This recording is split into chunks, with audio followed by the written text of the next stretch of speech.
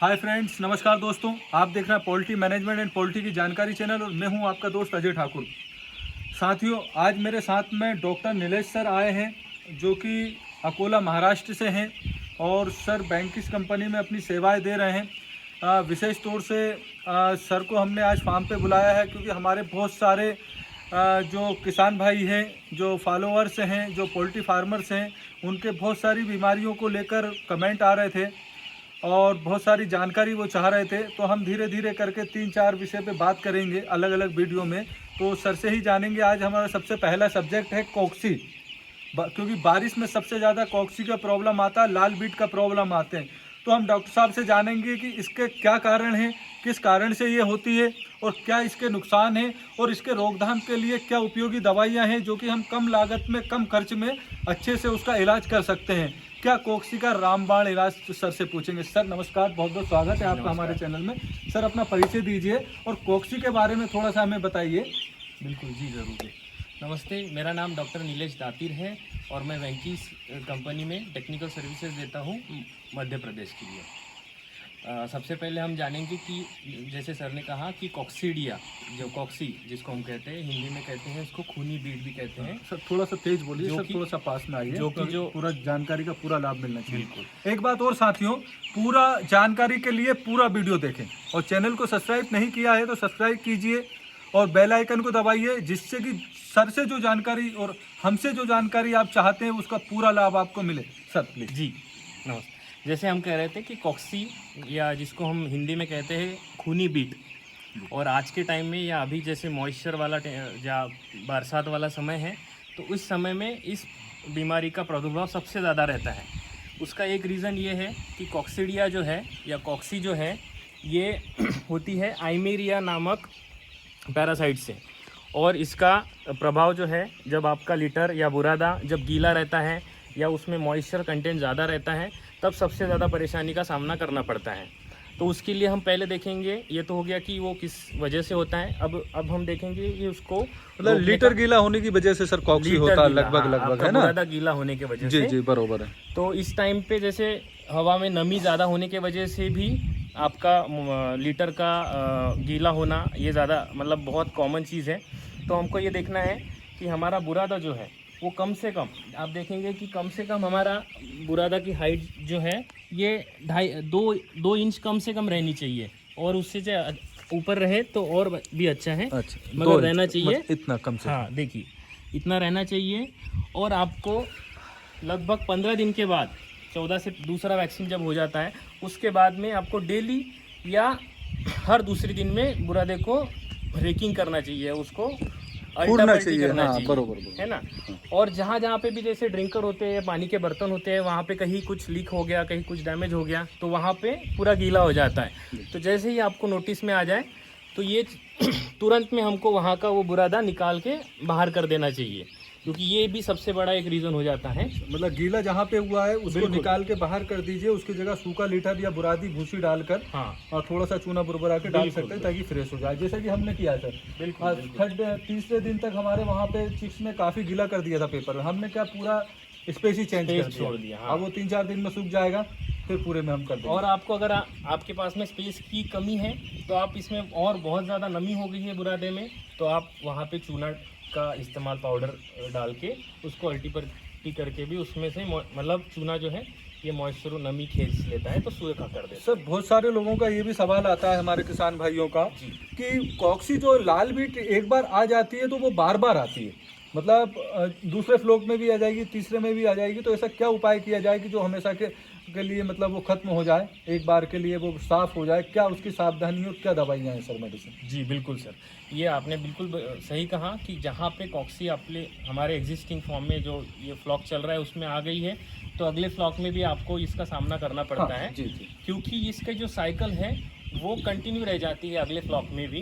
तो हमको पहले एक चीज़ करनी है कि आप जैसे जहाँ जो भी फार्म में या जो फ्लॉक में आया है तो उसका क्लीनिंग होने के बाद में आपको एक होता है रेस्टिंग पीरियड, जिसको हम कहते हैं कि फार्म मतलब फ्लॉक निकल गया, आपने सफाई की और उसके बाद में जो दूसरा फ्लॉक डालना है, हाँ। उसमें दोनों में गैप हमने कम से कम जो रिकमेंडेशन है वो ज़्यादा है, बट कम से कम 2 वीक 15 दिन का गैप रखना चाहिए, ऐसे जहाँ पे भी इशू आया है वहाँ पे। जहाँ पे बार बार लाल बीट की समस्या आ रही बिल्कुल है। जी। बिल्कुल सर। और उसके बाद में जब फ्लॉक डलता है उसके पहले, जहाँ नया फ्लॉक डालना है उसके 2 या 3 दिन पहले आपको VBFA 400 जिसमें स्ट्रॉन्ग ग्लूटामाइल होता है। फिर से बोलिए सर, ताकि सबको VBFA क्लियर हो जाए, वो किस कंपनी का आता है जी। ये बताइए, आप भी बोल सकते हैं। जी, उसमें X185 ये आता है और VBFA 400 जो स्ट्रॉन्ग एंटी कॉक्सीडियल उसमें कंटेंट होता है, जी। जो कि आपकी कॉक्सीडिया की साइकिल को ब्रेक करेगा और आगे आने वाले फ्लॉक में उसकी समस्या नहीं आएगी। Okay okay.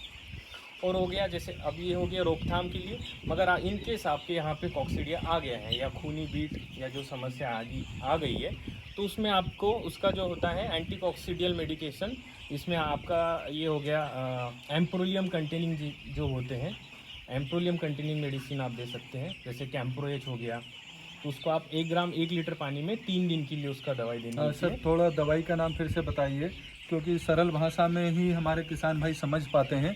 तो जो मेडिसिन हमें कॉक्सी लाल बीट की रोकथाम के लिए देना है जिससे कि वो काम करेगा, उसका डोज और उसका नाम प्लीज़ क्लियर करके स्पेलिंग सहित आप बताइएगा।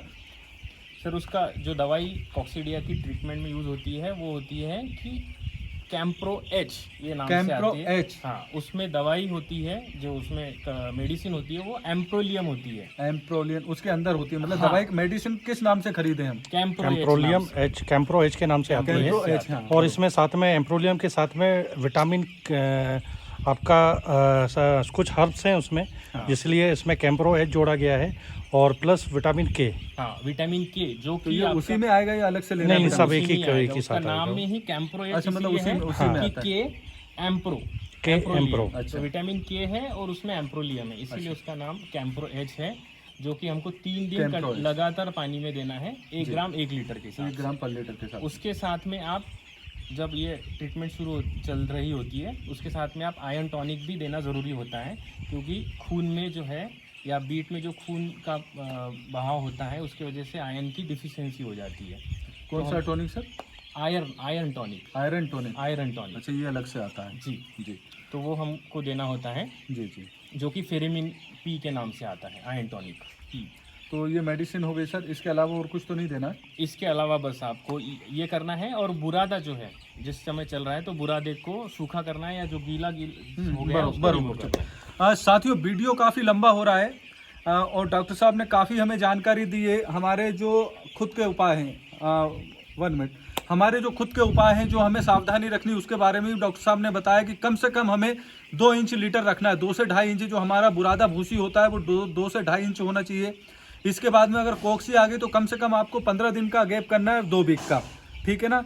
और इसके बाद में अच्छे से आपको स्प्रे करना है, साफ सफाई करनी है। स्प्रे का सर ने नाम बताया था, क्या बताया था सर? X185। हाँ, X185 से आपको स्प्रे करना है।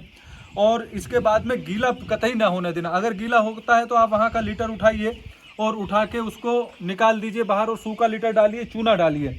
और इसके बाद में भी अगर कॉक्सी आता है तो सर ने टैबलेट का नाम आपको बताया है, सर मैं भूल गया। मेडिसिन का नाम है कैम्प्रो एच। कैम्प्रो एच हमें लगाना है 3 दिन तक, एक बार के पानी में 1 ग्राम पर लीटर।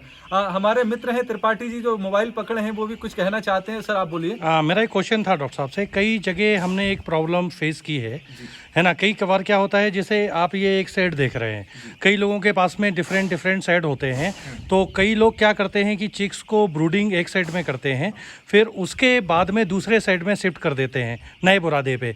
तो क्या इससे भी कॉक्सी आने के चांसेस बनते हैं? मैं डॉक्टर साहब से एक प्रश्न पूछना चाह रहा जी हूँ। बिल्कुल, आपने बहुत ज़रूरी सवाल पूछा, जहाँ के मतलब इससे भी बहुत ज़्यादा फार्मर जो है, हमारे फार्मर बंधु परेशान रहते हैं कि जैसे उनके पास जगह की कमी होती है या किसी भी कारण से वो, क्योंकि छोटा चूजा होता है तो कम जगह में ज़्यादा पल जाता है, और जब बड़ा होता है तो उनको बड़े जगह में शिफ्ट कर सकते हैं। उनके पास समय और जगह की वो इस्तेमाल करने के लिए ऐसा करते हैं। ऐसा करने के टाइम पे आप जब एक जगह से चूजे को जब दूसरे शेड में शिफ्ट करते हैं, तब आपने उस जो एग्जिस्टिंग बुरादा है वो भी नए बुरादे के साथ में मिक्स करना चाहिए। इसको कहते हैं हम कॉक्सीडिया के लिए, कॉक्सी के लिए ऑटो इम्यूनिटी होती है। तो यहाँ का लीटर जो है वहाँ पे भी मिक्स करना हाँ, है, नए लीटर आपको में कुछ मात्रा में, जैसे 10%, मतलब मान लीजिए आपने वहाँ पे 10 बोरी बुरादा डाला है, तो पुराने में से आपको एक बोरी बुरादा नए जहाँ पे शिफ्ट आप कर रहे हैं उससे उसमें क्या फायदा डालना होगा चाहिए। सर? जैसे क्या होता है कि इस बुरादे में जब बर्ड पल रहा है तो उसकी कॉक्सीडिया के विरुद्ध इम्यूनिटी बन जाती है, अच्छा, और जहाँ पे वहाँ पे नया होता है तब वो साइकिल ब्रेक हो जाती है, तो वहाँ पे कॉक्सीडिया आने के चांसेस बढ़ जाते हैं। मतलब उल्टा है, हम लोग सोचते हैं कि नया लीटर कर देंगे तो शायद इसमें कॉक्सी के बैक्टीरिया नहीं रहेंगे तो कॉक्सी खत्म हो नहीं, जाएगी, नहीं, लेकिन ये ऐसा नहीं थोड़ा है। सा, मतलब चिक्स जो है उसकी बॉडी जो है उसको समझ लेती है उसको, जी बिल्कुल है ना, बिल्कुल, उसके कॉक्सी के बैक्टीरिया से लड़ना सीख जाती है, बिल्कुल, तो इसलिए उसका लीटर जो है हाँ आपको वहाँ एक पे, दशांश हाँ, मतलब ताकि- 1/10 जो है आपने हाँ, वहाँ पे नए हाँ, में उस अगर बैक्टीरिया से लड़ना सीख जाता है, बोला चलिए सर, बहुत बहुत धन्यवाद आपका, बहुत अच्छी जानकारी आपने दी हमें। साथियों, इसी तरह की खास जानकारी के लिए हमारा वीडियो देखते रहें, क्योंकि वीडियो काफ़ी लंबा हो रहा है, और अगर वीडियो पसंद आए तो प्लीज़ कमेंट करके हमें बताएं, लाइक करें और वीडियो को शेयर करें। और यदि आपके कोई सवाल हैं, कोई मेडिसिन के विषय में जानकारी चाहिए या कोई बीमारी के विषय में जानकारी चाहिए, तो आप हमसे कमेंट करके पूछ सकते हैं, और डॉक्टर साहब के नंबर भी हम उसमें डिस्क्रिप्शन में देंगे, आप सीधे भी उनसे बात कर सकते हैं। नमस्कार, जय हिंद, जय भारत।